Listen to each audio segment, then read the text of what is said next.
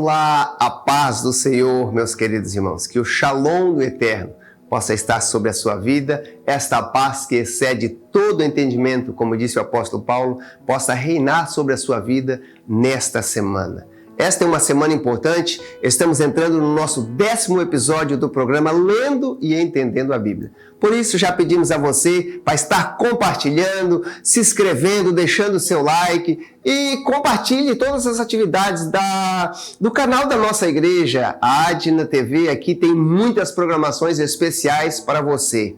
E a programação desta semana, com certeza, será abençoadora para a sua vida. Porque nesta semana, segundo o calendário judaico, nós estamos entrando na 7ª semana após a Páscoa. E Deus tinha dado a instrução para o povo de Israel que após a sexta-feira da Páscoa, no dia seguinte, eles contariam 7 semanas, 7 medidas de semanas, e cada dia eles teriam uma medida que o povo hebraico chama de Omer, e cada dia eles fazem uma leitura do texto bíblico para que no 50º dia, quando se complete o tempo, desde que eles saíram do Egito, se complete o tempo da Páscoa, eles vão celebrar o Shavuot. Eu vou botar para você esse texto aí, ó, Shavuot, que significa em hebraico 7 semanas. O período até que eles chegassem na base do monte, segundo a tradição judaica, pelo menos 3 vezes por ano,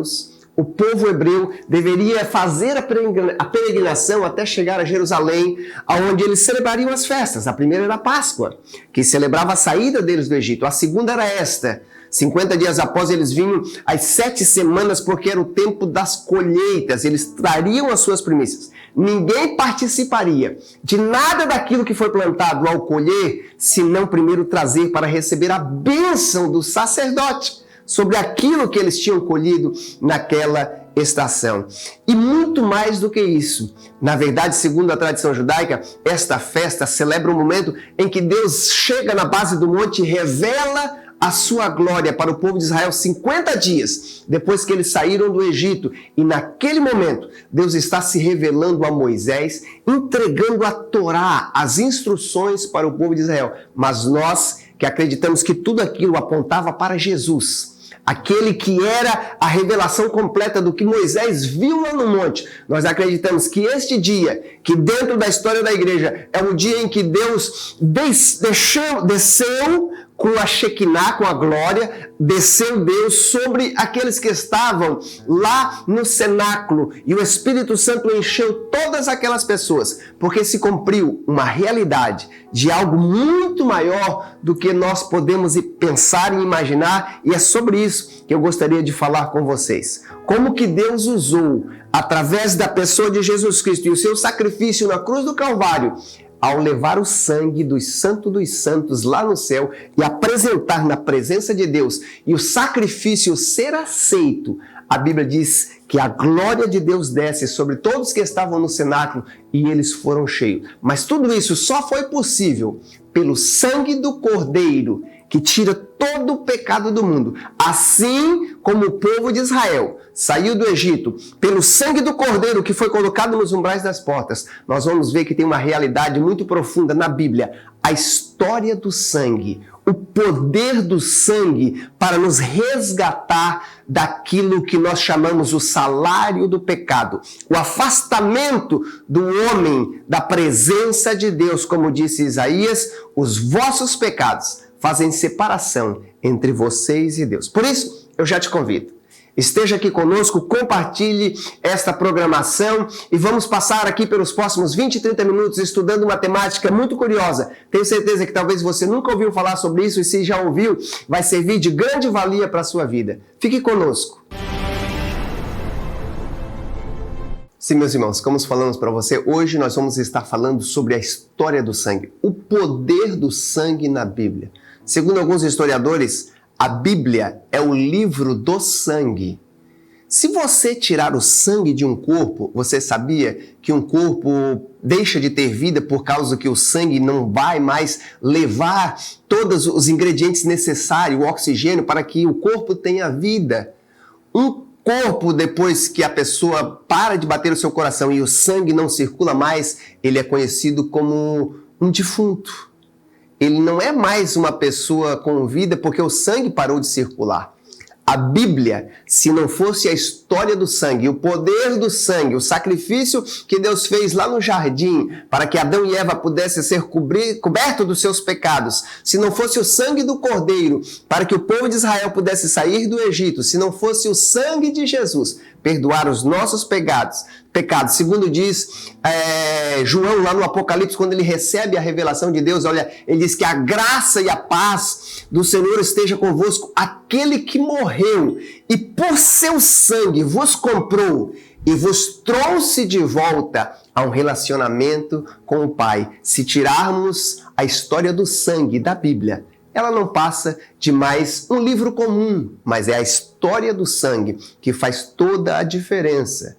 E o sangue na Bíblia, ele é mencionado pela primeira vez com a palavra sangue, quando Deus diz que o sangue de Abel clamava na presença de Deus pelo que Caim havia feito por ele. O sangue na Bíblia é um símbolo de vida. Lá em Levíticos, capítulo 17, vou colocar esse texto aí para você, a Bíblia nos diz que a vida está no sangue. Olha só, todo israelita ou estrangeiro residente que comer o sangue de qualquer animal, contra esse eu me voltarei, disse o Senhor, eliminarei do meio do seu povo, pois a vida da carne está no sangue. E eu a dei a vocês para fazerem propiciação por vocês mesmos no altar.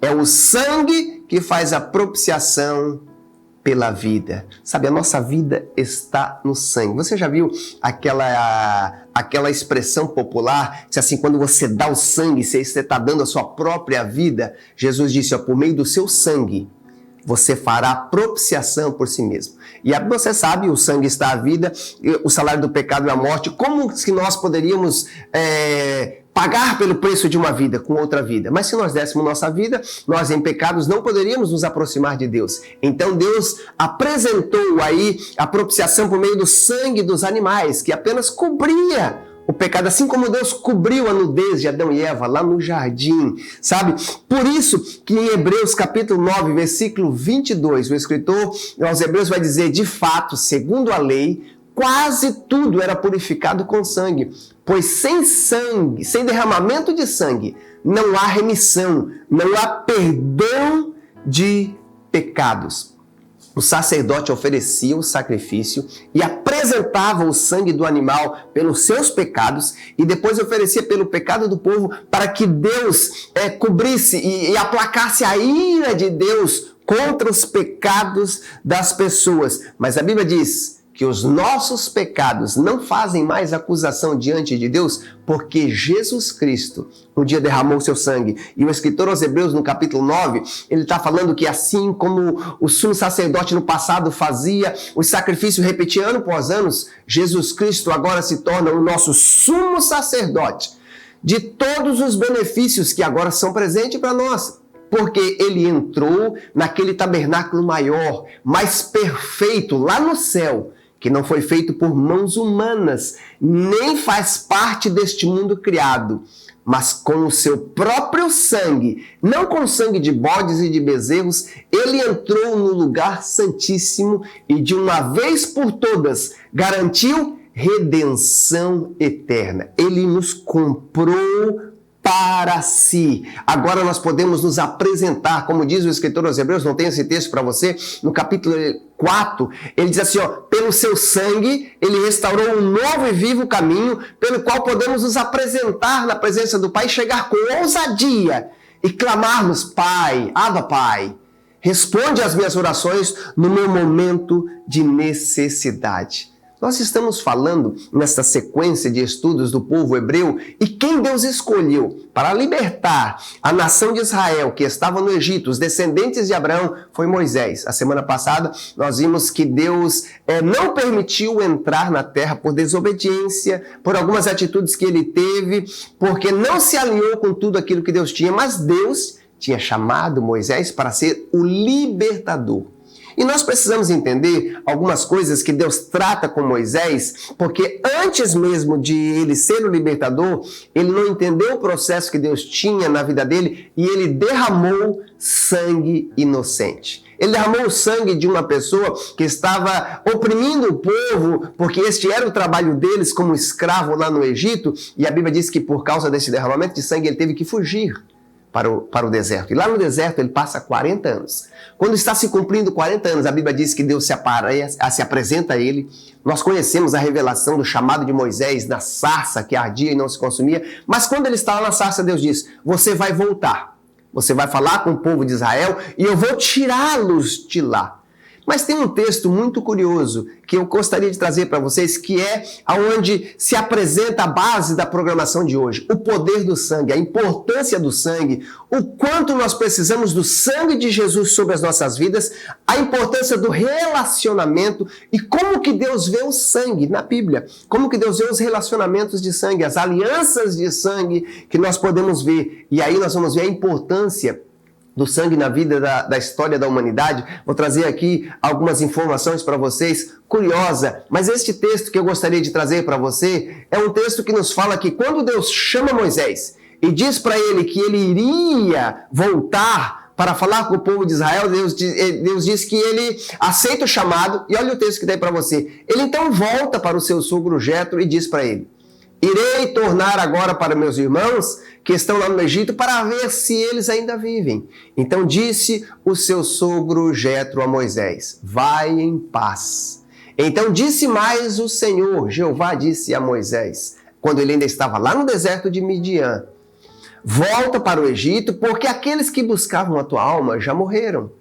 Toma, pois, Moisés, sua mulher e os seus filhos. Olha a sequência do versículo, o que diz para nós. A sequência do versículo vai dizer que ele vai tomar os seus filhos e vai ir. E sobre um jumento colocou eles e retornou à terra do Egito. Moisés também tomou a vara de Deus na sua mão. Com a vara ele está seguindo, e Deus disse a Moisés: quando voltares ao Egito, faças diante de Faraó todas aquelas maravilhas que eu tenho posto na sua mão e que te mostrei lá no monte. Mas eu endurecerei o coração de Faraó para que não deixe o povo ir. Deus está falando com Moisés o que ele vai fazer. Olha a sequência do texto. O próximo texto diz: então você dirá a Faraó: assim diz o Senhor, Israel é o meu filho, o meu primogênito. Presta atenção nas expressões que Deus fala para Moisés falar para Faraó. E eu lhe digo, para que deixes ir o meu filho, para que me sirva.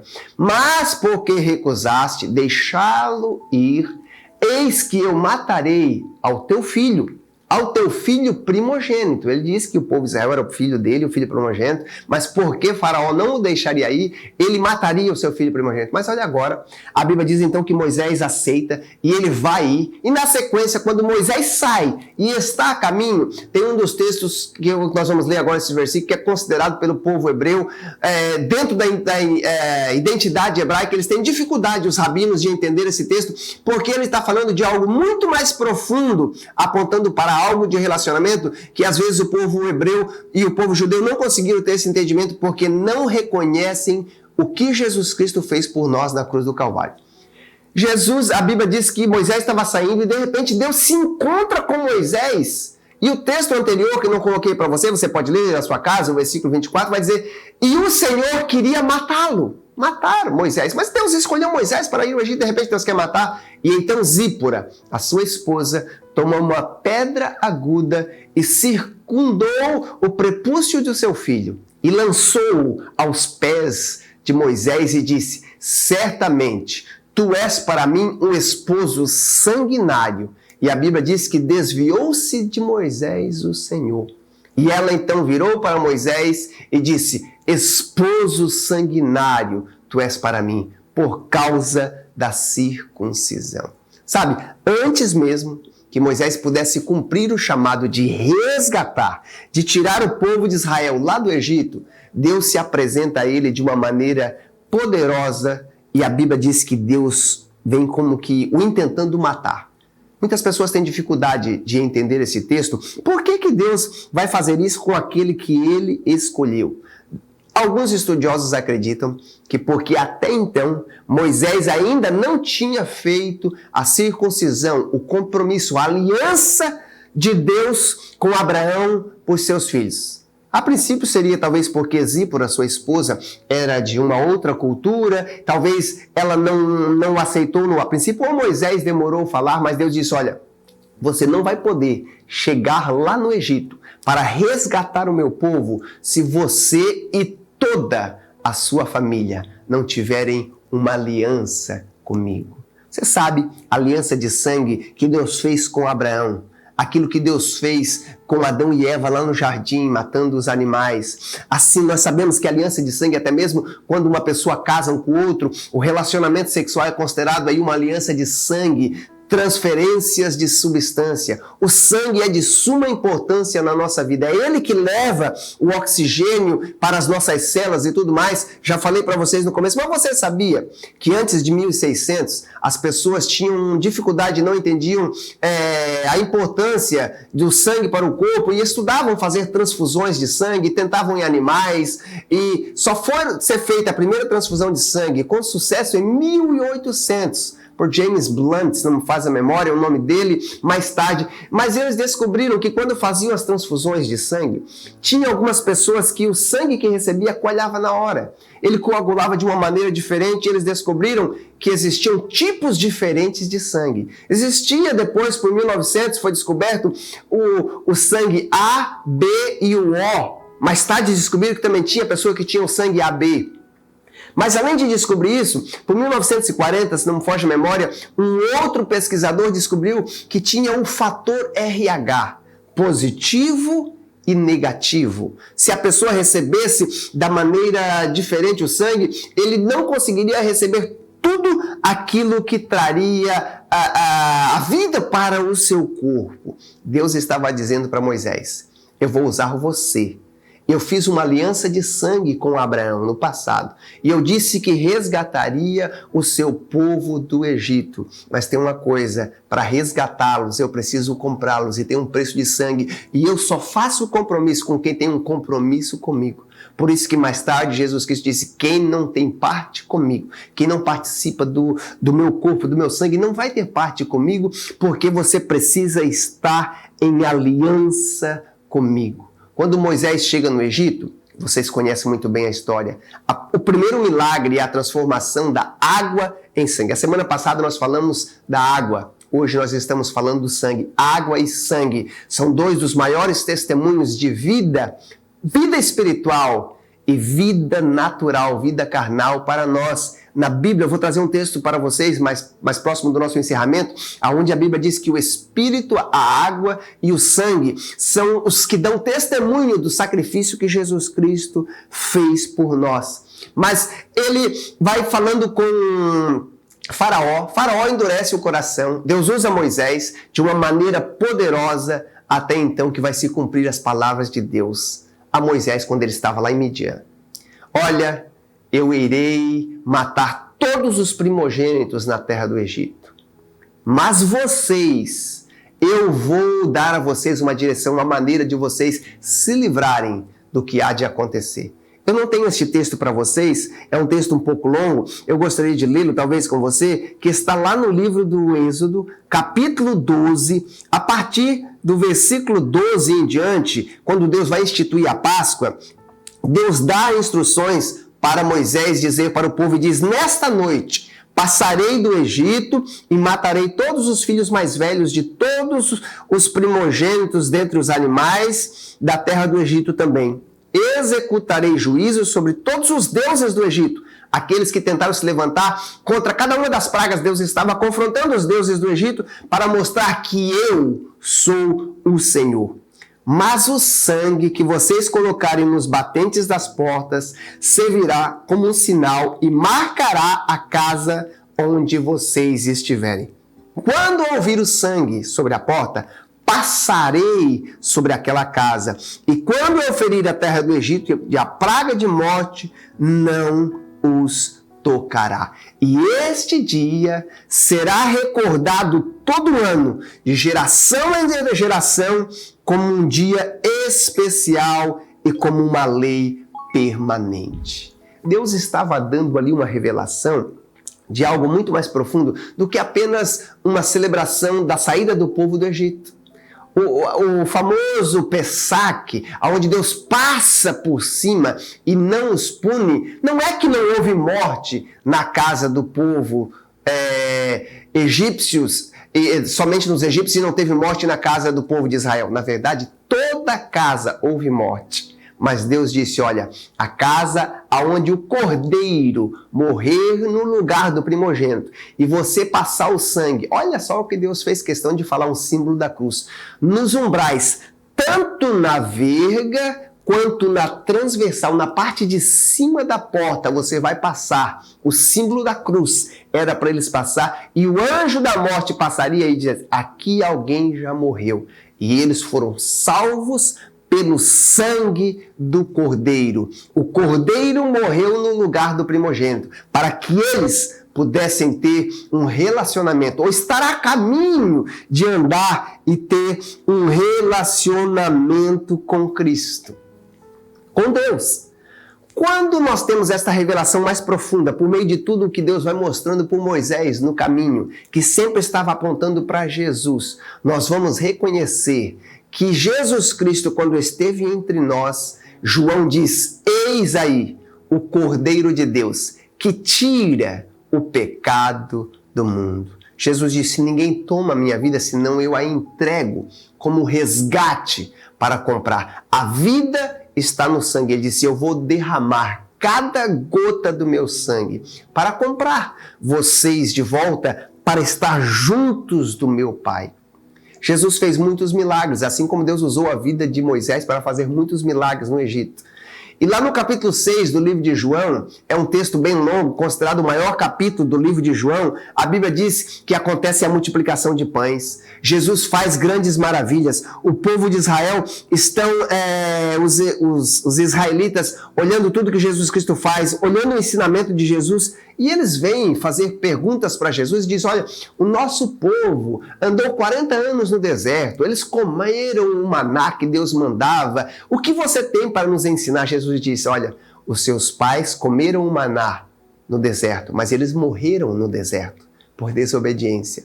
O verdadeiro maná é o pão de Deus que desce do céu para ser entregue por vocês. Ele diz, eu sou o verdadeiro pão do céu que desce para entregar a sua vida por vocês. E quem não comer da minha carne não vai ter vida comigo. A Bíblia diz que eles não entenderam o que Jesus Cristo fala. Eles questionam como que esse homem está falando de nós comermos a sua carne. E quando chega então no versículo 53, Jesus diz assim, eu lhes digo a verdade. Se vocês não comerem da carne do Filho do Homem e não beberem o seu sangue, não terão a vida em si mesmos. Mas quem come da minha carne e bebe do meu sangue, terá a vida eterna. Note que eu falei que o sangue é onde está a vida e não era qualquer sangue que você pode receber na transfusão de sangue, sabe?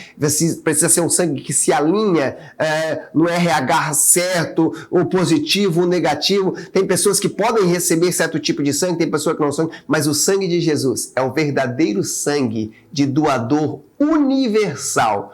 Todas as pessoas podem recebê-lo e, na verdade, precisam recebê-lo, porque ele disse, quem come da minha carne e bebe do meu sangue permanece em mim e eu permaneço nele, a minha vida está nele. Porque eu vivo por causa do meu Pai, que vive e me enviou. Da mesma forma, quem se alimenta de mim viverá por minha causa. Eu sou o verdadeiro pão que desceu do céu. Os seus antepassados comeram pão no deserto e morreram, e não vivem para sempre, mas aquele que come do meu sangue, este sim, viverá para sempre. Sabe, Jesus, na noite de Santa Ceia, onde eles celebravam a Páscoa, a saída do povo de Israel do deserto, a Bíblia diz que Jesus diz, olha, isto que Moisés instruiu vocês e que vocês estão fazendo, na verdade, este cordeiro, este pão sem fermento que vocês comem, é o símbolo do meu corpo, que vai ser entregue por você. Este cálice que vocês tomam é o símbolo do meu sangue. O sangue do cordeiro que foi derramado, eu derramarei o meu sangue para que vocês tenham vida. O apóstolo Paulo, eu não tenho esse texto para você, mas você pode ler, mais tarde ele vai dizer lá no capítulo 8, do livro de Romanos, naquele texto que ele vai dizer o que pode nos separar do amor de Deus quando estamos abraçados com Deus por meio de tudo que Cristo fez por nós. Quando chega no versículo 32, ele vai dizer, se Deus não poupou o seu único filho, mas antes o entregou por nós, não nos dará juntamente com ele, graciosamente, todas as coisas? Aqueles que têm um filho, aqueles que reconhecem que não poderiam se apresentar na presença de Deus da maneira com que viveram por causa dos seus pecados que fazem separação entre nós e Deus. Por meio daquilo que Cristo fez na cruz do Calvário, nós podemos agora nos apresentar pelo novo e vivo caminho. Mas como eu falei de algo muito mais maravilhoso e glorioso que nós lemos no livro de Hebreus, a Bíblia diz que Jesus se apresenta no Santo dos Santos, no tabernáculo eterno, lá no céu, aquele que Moisés viu para dar as medidas para Bezaleel construir e tudo mais. Ele viu lá no céu um tabernáculo eterno, onde Jesus Cristo entrou e apresentou o sangue da aliança. E quando Deus recebe o sangue de Jesus Cristo, um sangue puro, perfeito, sem pecado, a Bíblia diz que Deus o recebe, o ressuscita e 50 dias depois ele se apresenta gloriosamente por meio do Espírito, confirmando esta nova identidade da igreja como o povo de Deus que recebem o seu Espírito e estão recebendo a sua vida, pois não nasceram mais apenas da carne e do sangue, mas agora vão ter também o nascimento do Espírito, pois a vida de Deus estava sendo colocada neles. O sangue de Cristo é o sangue da nova aliança que Jesus Cristo fala que estava apontando para aquele que nos daria vida e a oportunidade de estarmos para sempre com Deus. João foi quem escreveu esta revelação profunda ao dizer que esses sinais apontavam para Jesus. É ele que apresenta Jesus como eu sou o pão da vida, eu sou a luz do mundo, eu sou a porta, eu sou o bom pastor, eu sou a ressurreição e a vida. Eu sou o único caminho que leva ao Pai. Quando ele está escrevendo os seus últimos textos, as suas cartas, lá no capítulo 4 da primeira carta, versículo 9, esse texto eu tenho aí para você, versículo 9, versículo 10, o apóstolo João vai dizer assim, olha só o que esse texto diz. 1 João, capítulo 4, versículo 9, onde o amor de Deus é revelado a nós. Deus mostrou o quanto nos ama ao enviar o seu Filho ao mundo, para que por meio dele tenhamos vida. E é nisto que consiste o amor. Não em que tenhamos amado a Deus, mas em que Ele nos amou primeiro, enviando o seu Filho como um sacrifício para o perdão dos nossos pecados. Por meio do sangue de Jesus, nós temos a nova aliança, a oportunidade de nos apresentarmos na presença de Deus, porque a vida está no sangue. Mas a Bíblia diz que por causa da desobediência de Adão e Eva, todos foram separados de Deus. E o salário do pecado é a morte, trouxe a morte. Mas o dom gratuito de Deus é a vida eterna em Cristo Jesus. Quando João está concluindo os seus textos de João, lá no capítulo 5 da primeira carta, eu gostaria de ler esse texto com você, ele vai falar algo profundo. Ele está dizendo, filhinhos, não quero que vos engane. Vocês podem cometer pecado, mas vocês não devem viver pecado, porque o sangue de Jesus Cristo vos purifica de todo pecado. Mas ainda que você venha cometer algum pecado, saiba que você tem um advogado, um sumo sacerdote, que intercede junto ao Pai por vocês. Ele está na presença de Deus. E porque Ele deu a sua vida, por nosso intermédio, nós agora podemos vencer o maligno, o mal, e podemos caminhar segundo aquilo que Deus tem para as nossas vidas. No capítulo 5 ele vai dizer, todo aquele que crê que Jesus é o Cristo, nascido do Pai, e todo aquele que ama o Pai, ama Deus, o Pai, também ama os seus filhos. Sabemos que amamos os filhos de Deus se amamos a Deus. Por causa do amor de Deus, nós vamos nos revelar esse amor amando todas as outras pessoas que estão próximas de nós. Moisés recebeu desse amor de Deus lá no Monte Horebe.